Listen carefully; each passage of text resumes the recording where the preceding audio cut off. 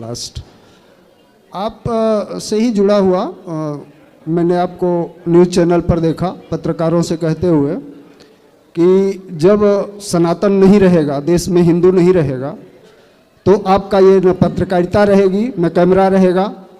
बगल के देश का उदाहरण आपने दिया जी। उसी से जुड़ा हुआ अखिलेश यादव का बयान आया था, आपकी वार्ता जो हो रही थी जी। फिर महिलाओं के ऊपर जो बात आई थी, फिर वो आपने बोला था जी। उस वो बाइकआउट चल रहा था आपके खिलाफ बहुत जोरों से, सोशल मीडिया से लेकर धरातल तक।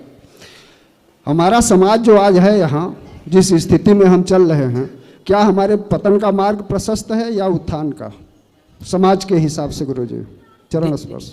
देखिए, आज की समाज सनातनी यदि संगठित नहीं है, यदि सनातनी संगठित नहीं है और नहीं जागे तो पतन की ओर है, और यदि सनातनी जाग गए और संगठित हो गए तो उत्थान संभव है।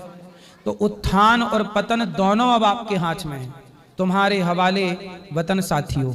अब चाहे तो बिगाड़ लो, चाहे तो बना लो। यदि संगठित हो गए सनातनी तो क्या मजाल कि कोई तुम्हारी ओर देख ले, और बिखर गए। हमारे यहाँ नेताओं ने क्या किया, जातियों के नाम पे जहर घोल दिया और जातवाद फैला दिया, और जातवाद के नाम पे वोट लेकर के और आपस में लड़ाते हैं। अभी मैं मायावती जी का एक बयान सुना, मुझे अच्छा लगा।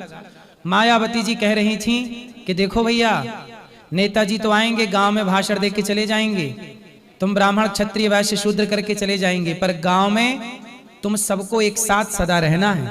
हमारे गांव में ब्राह्मण भी हैं, ठाकुर भी हैं, यादव भी हैं, और हमारे यहाँ हरिजन भी हैं, हमारे यहाँ कोल भील भी हैं, सब हैं। तो नेता तो आएगा, हमें लड़ा के चला जाएगा, पर हम गांव के सब लोगों को सदा एक साथ रहना है। तो नेताओं के भड़काने पर लड़के क्यों रहें?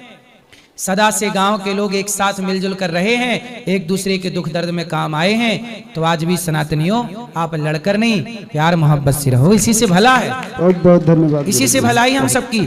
भारत का हर गांव ऐसा है जिस गांव में सारे समाज के लोग रहते हैं, 4-6 समाज तो रहती होगी, इसलिए तुम क्यों लड़ो? सदा तुम दोनों एक दूसरे के सपोर्टर हो, एक दूसरे के काम आओगे। हमारे गांव में कोई भी गरीब परिवार की बेटी जो आदिवासी हैं और जो गरीब, वो जिनको आज की भाषा में आदिवासी और हरिजन कहते हैं, उन लोगों की बेटियों का जब विवाह होता है तो ये दास अनिरुद्ध, मैं वृंदावन रहता हूं, पर हमारे गांव में यदि मोची समाज में किसी बेटी का विवाह है तो मेरे पास फोन आ जाता है कि बेटी का विवाह है, और बारातियों के भोजन की सेवा यहीं से जाती है, गौरी गोपाल की सेवा। राधे राधे। उनके जितना सेवा होगी, मेरे गांव में जितनी बेटियों का